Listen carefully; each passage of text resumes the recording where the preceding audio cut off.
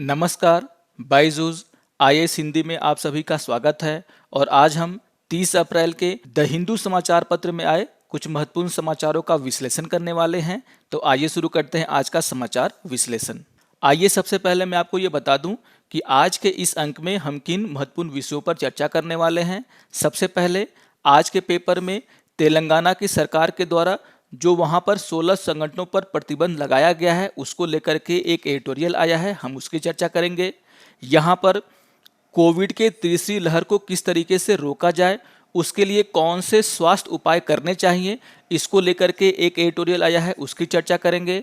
यहाँ पर आप सभी जानते हैं कि हमारा जो शिक्षा प्रणाली है उसे जो है इस लॉकडाउन के दौरान जो है बहुत कुछ नुकसान हुआ है और उसे कैसे ठीक किया जाए, किस तरीके से इस लॉकडाउन के समय को एक अवसर के रूप में बदला जाए, उसको लेकर के एक एडिटोरियल आया है, हम उसकी भी यहाँ पर चर्चा करेंगे। यहाँ पर श्रीलंका और चीन को लेकर के भी एक न्यूज़ आया है, उसकी भी यहाँ पर चर्चा करेंगे। और सबसे अंतिम में आज के प्रमुख विषयों पर आधारित मुख्य परीक्षा के अभ्यास प्रश्नों को भी देखेंगे। तो आइए शुरू करते हैं आज का ये अंक। यहाँ पर आज के पेपर के पेज नंबर 6 में एक इम्पोर्टेंट एडिटोरियल आया है जिसका शीर्षक क्या है, state repression that breaches public piece. यहाँ पर ये एडिटोरियल तेलंगाना के सरकार के द्वारा वहाँ की 16 संगठनों पर जो प्रतिबंध लगाए गए हैं उसको लेकर के हैं। आइए जान लेते हैं इस एडिटोरियल में लेखक के द्वारा किन किन मुद्दों की चर्चा की गई है और कौन कौन सी बातें हमारे एग्जाम के लिए बहुत ही इंपॉर्टेंट हैं।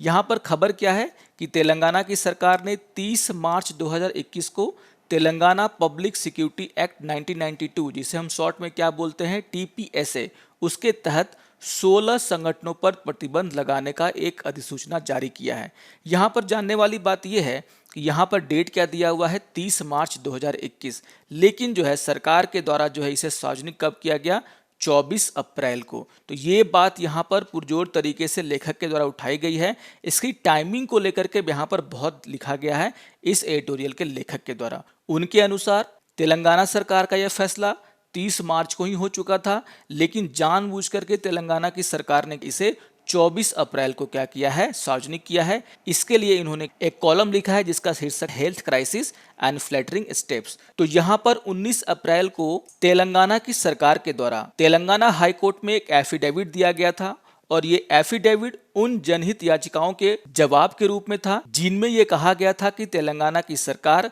कोविड-19 से नहीं लड़ पा रही है या उससे लड़ने के लिए जो उपाय करने चाहिए वो सही तरीके से नहीं कर रही है। यहाँ पर तेलंगाना की सरकार ने 19 अप्रैल को वहाँ की हाई कोर्ट में अपना जवाब दाखिल किया और यहाँ पर इस पर बहुत ही तल्ख टिप्पणी करते हुए वहाँ की हाई कोर्ट ने कहा है कि लगता है कि तेलंगाना की सरकार वो कोविड के संक्रमण के मामले में जो है नंबर 1 स्टेट बनने का ख्वाब देख रही है या फिर उसकी प्रतिस्पर्धा में है। कहने का आशय ये है कि इस टाइम पर जो है जब पूरे देश में कोरोना की दूसरी लहर चल रही है और यहाँ पर तेलंगाना में भी मामले बढ़ रहे हैं, तो सरकार को जो है क्या करना चाहिए, वहाँ के लोगों के स्वास्थ्य को लेकर के चिंता करनी चाहिए। किस तरीके से उन्हें बेड मिले, किस तरीके से वहाँ पर ऑक्सीजन की आपूर्ति हो, किस तरीके से स्वास्थ्य सुविधाओं को जो है बढ़ाया जाए, इसको लेकर के वहाँ पर उनको काम करना चाहिए। लेकिन यहाँ पर एडिटोरियल के लेखक के द्वारा कहा जा रहा है कि यहाँ पर ये सभी चीज़ों को छोड़ करके ध्यान भटकाने के लिए क्या किया गया, सरकार के द्वारा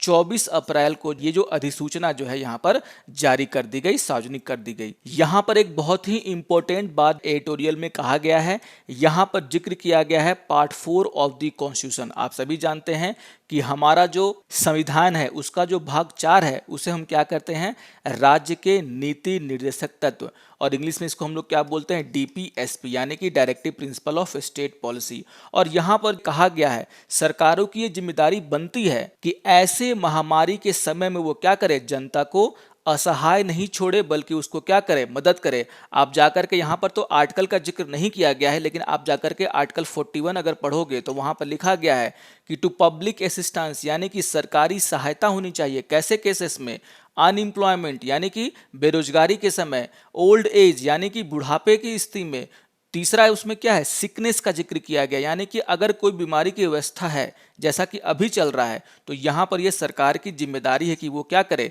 वहाँ के लोगों को सरकारी सहायता मुहैया कराए। यहाँ पर जो है इसी बात का जिक्र किया गया है और कहा गया है कि राज्य सरकार ने अपनी नाकामी पर पर्दा डालने के लिए जो है क्या किया है, इस तरह के निर्णय को जो है सार्वजनिक किया है। यहां पर जो है आप देखोगे तो आर्टिकल 21 का भी जिक्र किया गया। आप सभी जानते हैं कि आर्टिकल 21 में भी सुप्रीम कोर्ट के द्वारा जब इसे वाइडली डिफाइन किया गया, बहुत ही सही तरीके से जब डिफाइन किया गया, तो यहां पर जो है राइट टू हेल्थ को भी क्या किया गया, आर्टिकल 21 के अंदर डाला गया। तो यहां पर कॉन्स्टिट्यूशन के यानी कि संविधान के पार्ट 4 और आर्टिकल 21 का जिक्र किया गया और कहा गया है कि ये अधिकार है किसका, जनता का भी, और ये सरकार का क्या है, कर्तव्य बनता है कि वो क्या करे, ऐसी महामारी के समय में दूसरे कामों को छोड़ करके सबसे पहले किस तरीके से जनता को स्वास्थ्य सुविधाएं पहुंचाए जाए उसका इंतजाम करना चाहिए। लेकिन यहां पर जो है सरकार क्या कर रही है, कोई और कामों में ध्यान दे रही है। यहां पर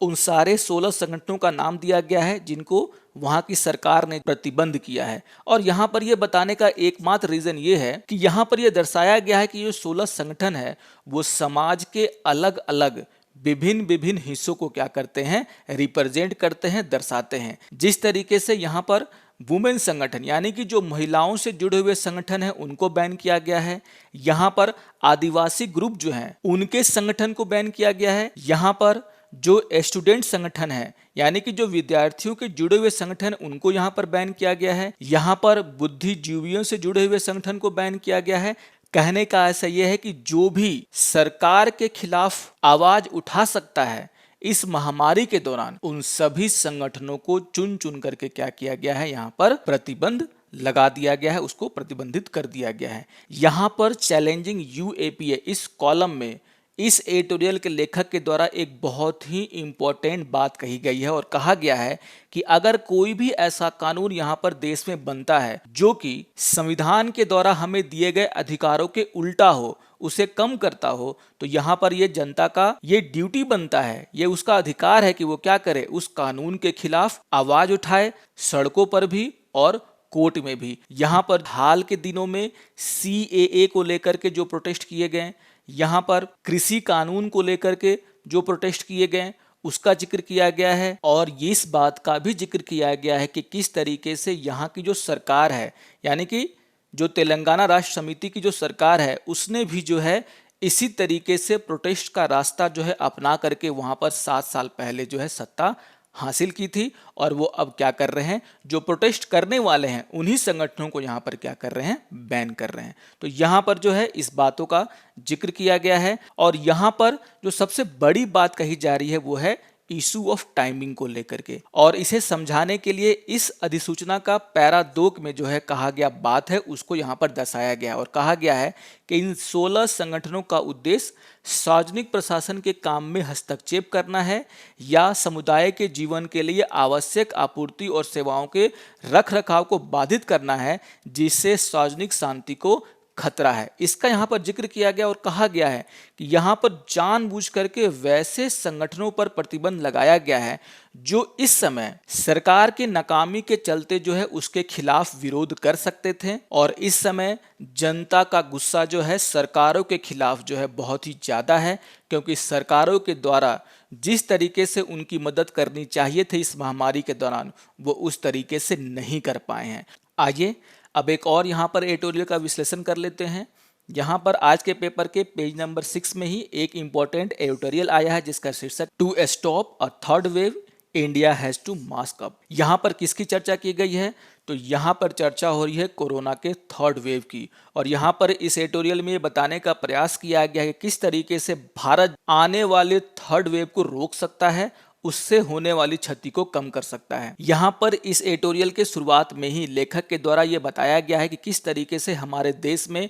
कोरोना की वजह से मौतें बढ़ रही हैं, हॉस्पिटल्स में जो है अव्यवस्था दिख रही है। और इन सभी का जिक्र करते उन्होंने कहा है कि यहाँ पर जो है इसका पीक जो है वो कब आएगा, मई के मध्य में आएगा और उसके बाद इसमें क्या है कि कमी आनी शुरू होगी। लेकिन यहाँ पर जो है सबसे इंपॉर्टेंट बात कही गई है इसके दूसरे कॉलम में। यहाँ पर वेव अक्रॉस द ग्लोब में चर्चा की गई है लेखक के द्वारा कि किस तरीके से यूनाइटेड किंगडम, USA, ब्राजील और साउथ अफ्रीका में दूसरा और तीसरा लहर देखा गया है कोरोना का। यहाँ पर US का यहाँ पर जिक्र किया गया और बताया गया कि किस तरीके से वहाँ पर तीसरी लहर चल रही है कोरोना की। यहाँ पर यूनाइटेड किंगडम का जिक्र किया गया और कहा गया कि किस तरीके से वहां पर भी कोरोना के बहुत सारे दौर देखे जा चुके हैं। ब्राजील और साउथ अफ्रीका की भी स्थिति इसी तरह की है और इसको देख करके ये साफ साफ पता चलता है कि भारत में भी कोरोना की तीसरी लहर जो है आ सकती है और इसी संभावना को लेकर के यहाँ पर चर्चा की गई है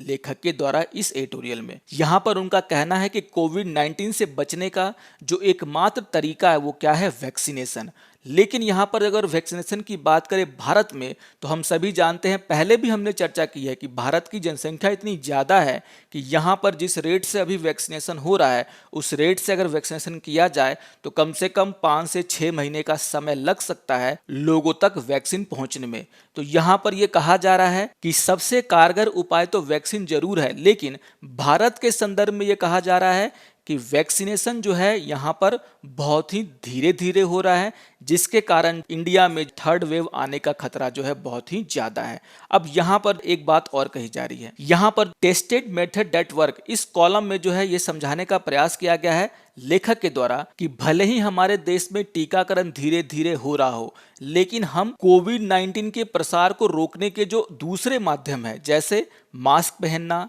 शारीरिक दूरी बना के रखना, हाथ को हमेशा सैनिटाइज करते रहना और सामूहिक समारोह पर प्रतिबंध लगाने जैसे जो मुद्दे हैं उनको जो है अपना सकते हैं, वो काम कर सकते हैं, जिससे कि हमारे देश में जो कोरोना का प्रसार है वो क्या हो सकता है, कम हो सकता है। और यहाँ पर बहुत सारे जो है एग्जाम्पल दिए गए हैं, बहुत सारे जो रिसर्च किए गए हैं उसके एग्जाम्पल दिए गए हैं। यहाँ पर American journal of tropical medicine and hygiene के पिछले साल के एक अध्ययन का जिक्र किया गया है, जिसमें यह पाया गया है कि जिन देशों में लोगों ने क्या किया है, मास्क का इस्तेमाल ज़्यादा किया है, वहाँ पर देखा गया है कि कोविड से होने वाली जो प्रति व्यक्ति मृत्यु दर है वो वहाँ पर कम है ऐसे देशों के मुकाबले जहां पर मास्क नहीं पहना जाता। तो यहां पर कहने का आशय ये है कि अगर मान लीजिए हमारे देश में जो वैक्सीनेशन है वो बहुत ही धीरे धीरे हो रहा है, 5-6 महीने का वक्त लग सकता है, लेकिन यहां पर जो है इसके तीसरे वेव को रोकने के लिए या फिर इसके तीसरे वेव के असर को कम करने के लिए हम क्या कर सकते हैं, तो जो दूसरे माध्यम है कोविड-19 को फैलने से रोकने का, उसे हम क्या कर सकते हैं, बढ़ावा दे सकते हैं, अपना सकते हैं। और अपनी बात को मजबूती से रखने के लिए यहाँ पर लेखक के द्वारा बहुत सारे ऐसे रिसर्च का एग्जाम्पल दिया गया जिससे ये समझ में आता है कि अगर हम मास्क पहने, दूरी बनाए रखें और अगर सामूहिक समारोह पर प्रतिबंध लगा दें तो हमारे देश में भी कोरोना के प्रसार को कम किया जा सकता है। यहाँ पर सबसे इंपॉर्टेंट एग्जाम्पल दिया गया है बांग्लादेश में हुए एक रिसर्च का। यहाँ पर बांग्लादेश में येल विश्वविद्यालय के मुशफिक मुबारक के नेतृत्व में एक शोधकर्ताओं की टीम ने जो है बांग्लादेश में एक रिसर्च किया और यहाँ पर जो है बांग्लादेश के 600 गांवों के लगभग 3,50,000 लोगों को यहाँ पर शामिल किया गया इस प्रयोग में और यहाँ पर यह समझने की कोशिश की गई कि किस तरीके से मास्क के उपयोग को बढ़ाया जाए। अब यहाँ पर जो है इसका जिक्र किया गया और कहा गया है कि जिस तरीके से वहाँ पर इस प्रयोग में जो है मुफ्त में मास्क दिए गए और मुफ्त में मास्क देने के साथ साथ ये भी बताया गया कि इसकी अच्छाइयाँ क्या हैं,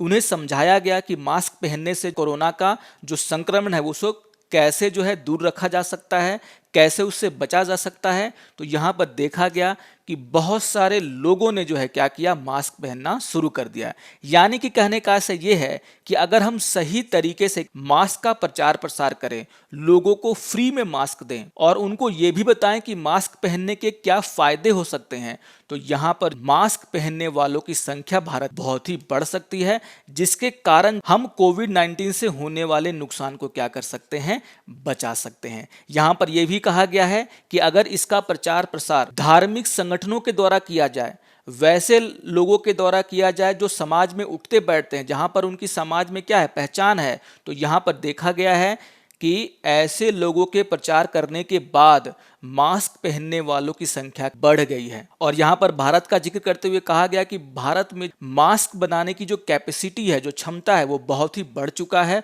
और हम जो है फ्री में मास्क दे सकते हैं लोगों को। और यहाँ पर फ्री में मास्क देने का फायदा ये होगा कि लोग उसे ज़्यादा से ज़्यादा उपयोग में लाएंगे। तो यहाँ जो एडिटोरियल लिखा गया है उसमें वैक्सीनेशन के अलावा जो प्रबंध हम कर सकते हैं कोविड-19 के थर्ड वेव को रोकने के लिए या फिर उससे होने वाले नुकसान को कम करने के लिए उसकी चर्चा की गई है। सबसे अंतिम में जो है इस एडिटोरियल के लेखक के द्वारा यह समझाया गया है कि बांग्लादेश में जो प्रयोग हुए हैं उससे हमें सीख लेनी चाहिए और हमारे यहाँ भी इस तरह के कार्यक्रम चलाने चाहिए। यहाँ पर कहा गया है कि हमारे देश में जो है बहुत सारे ऐसे राज्य हैं जिनके पास एक पूरा का पूरा नेटवर्क है, जिसका सहारा लेकर के क्या कर सकते हैं, वो इस तरह के कामों को कर सकते हैं। एक कैंपेन चला सकते हैं जिसमें लोगों को जो है मास्क पहनने, दूरी बनाए रखने और सामूहिक समारोह से बचने से जो है बातें हम लोग वहां पर उन्हें बता सकते हैं। आइए अब एक और एडिटोरियल की यहाँ पर चर्चा कर लेते हैं। यहाँ पर आज के पेपर के पेज नंबर 7 में एक एडिटोरियल आया है जिसका शीर्षक क्या है, क्रिएटिंग क्रिटिकल थिंकर्स। और यहाँ पर जो इसका दूसरा लाइन है ये बहुत ही महत्वपूर्ण है, जिसमें कहा जा रहा है कि इस महामारी में हमारे पास सार्थक शिक्षा को फिर से परिभाषित करने का अवसर है। आप सभी जानते हैं कि पिछले साल कोविड-19 की वजह से और इस साल कोविड-19 के दूसरी लहर की वजह से हमारी शिक्षा प्रणाली को बहुत ही नुकसान हुआ है। यहाँ पर बोर्ड के एग्जाम को कैंसिल कर देना पड़ा, कॉलेजेस में पढ़ाई बंद है, जिसके कारण बहुत सारे स्टूडेंट और उनके माता पिता को ये लगता है कि उनका जो फ्यूचर है, उनका जो भविष्य है वो कैसा होगा, क्योंकि पढ़ाई बिल्कुल भी नहीं हो पा रही है। हमारे देश में जो है एग्ज़ाम ये बोल करके कैंसिल कर दिए गए कि अगर ऑनलाइन एग्ज़ाम होता है तो यहाँ पर चीटिंग करने का, चोरी करने की संभावना बहुत ही ज़्यादा रहेगी। अब यहाँ पर इसी बात को मुद्दा बना करके इस एडिटोरियल के लेखक ने यह वो कहना चाहते हैं कि हम इस समय जो है, इस समय का सदुपयोग करके हम अपनी शिक्षा प्रणाली को और मजबूत और सुधार बना सकते हैं। यहाँ पर जो उनके द्वारा ये कहा गया है कि क्यों ना देश के टीचर्स जो हैं, जो स्कूल हैं, जो विश्वविद्यालय हैं, उनकी एक कमेटी बनाई जाए और इस कमेटी को ये काम सौंपा जाए कि किस तरीके से हम अपने देश की शिक्षा प्रणाली को आज के समय को देखते हुए उसमें बदलाव कर सकते हैं, उसे अच्छा बना सकते हैं। यहाँ पर लेखक के द्वारा 2005 के राष्ट्रीय पाठ्यक्रम की चर्चा की गई है और कहा गया है कि यहाँ पर भी इस बात पर जोर दिया गया था कि बच्चों में भावनात्मक, सामाजिक, शारीरिक और बौद्धिक विकास को क्या देना चाहिए, महत्व देना चाहिए। और यहाँ पर इस समय इस प्रश्न पर विचार किया जाना चाहिए कि क्या अकादमिक प्रदर्शन छात्र विकास का एकमात्र प्रतिनिधि बना रह सकता है, या हम सामाजिक, भावनात्मक और आध्यात्मिक विकास के मानकों के आधार पर छात्रों की सफलता को फिर से परिभाषित कर सकते हैं या नहीं। यानी कि कहने का आशय यह है कि सिर्फ नंबर के आधार पर सिर्फ बच्चों को जो है पास और फेल नहीं किया जाए, बल्कि उनमें जो है सामाजिक, भावनात्मक और जो उनका आध्यात्मिक विकास होता है उसके आधार पर बच्चों को हम क्या कर सकते हैं, उनकी सफलता को हम क्या कर सकते हैं, परिभाषित कर सकते हैं। तो यहाँ पर जो है इसी बातों को उठाने की कोशिश की गई है। यहाँ पर इस बात को बताने का प्रयास किया गया है कि हम इस महामारी को एक तरीके से अपॉर्चुनिटी समझें और यहाँ पर केजी से लेकर के जो 12 यानी कि स्कूल की शिक्षा की बात हो रही है, उसमें जो है कौन कौन से परिवर्तन करने चाहिए जिससे कि बच्चों का जो विकास हो, खास करके जो मानसिक विकास हो, वो ज्यादा हो। बच्चे जो है सिर्फ नंबर लाने के चक्कर में ना रहें, उनका क्या हो, पूरी तरीके से सामाजिक, भावनात्मक और आध्यात्मिक विकास हो, उसको हम लोग देखते हुए क्या कर सकते हैं, पाठ्यक्रम बना सकते हैं। और यहाँ पर यह कहा गया है कि सरकार के द्वारा जो भी हमारे शिक्षण संस्थान है उनको पूरी तरीके से आज़ादी देनी चाहिए कि वो किस तरीके से ऐसे चेंजेस करते हैं, ऐसे बदलाव करते हैं पाठ्यक्रम में जिससे कि विद्यार्थियों का संपूर्ण विकास हो सके। और यहाँ पर यह भी अंतिम में कहा गया है कि अगर हम ऐसा कर लेते हैं तो हमारे देश से जो प्रतिभाशाली विद्यार्थी जो बाहर के देशों में चले जाते हैं, हम उन्हें भी वहाँ जाने से रोक सकते हैं। अगर वो हमारे देश में रहेंगे तो हमारे देश की समस्याओं को ज़्यादा अच्छी तरीके से समझेंगे और उसे सॉल्व करने की कोशिश करेंगे। आइए अब एक और न्यूज़ की यहाँ पर चर्चा कर लेते हैं। यहाँ पर आज के पेपर के पेज संख्या 13 में एक न्यूज़ आया है जिसका शीर्षक क्या है, Sri Lanka has prioritised tie with China. तो यहाँ पर श्रीलंका के राष्ट्रपति के द्वारा चाइनीज स्टेट काउंसलर और मिनिस्टर ऑफ नेशनल डिफेंस, उनको ये बात कही गई है कि श्रीलंका चाइना के साथ अपने संबंधों को और मजबूत करना चाहता है। और यहाँ पर एक नई बात आपको देखने को मिलेगी, इंक्लूडिंग द मिलिट्री, यानी कि अब श्रीलंका जो है वो चाइना के साथ सैनिक संबंध भी बनाना चाहता है। यहाँ पर इस चर्चा के दौरान जो है क्वाड का भी जिक्र हुआ है। आप सभी जानते हैं कि क्वाड जो है एक तरीके से चीन को जो है हिंद महासागर में और दक्षिणी चीन सागर में अपना जो उनका दबदबा है उसे जो है चुनौती दे रहा है। और यहाँ पर चीन जो है लगातार ये कोशिश कर रहा है कि भारत के जो पड़ोसी देश हैं उनके साथ जो है अपने संबंध किस तरीके से ठीक किए जाएं ताकि वो भारत पर जो है दबाव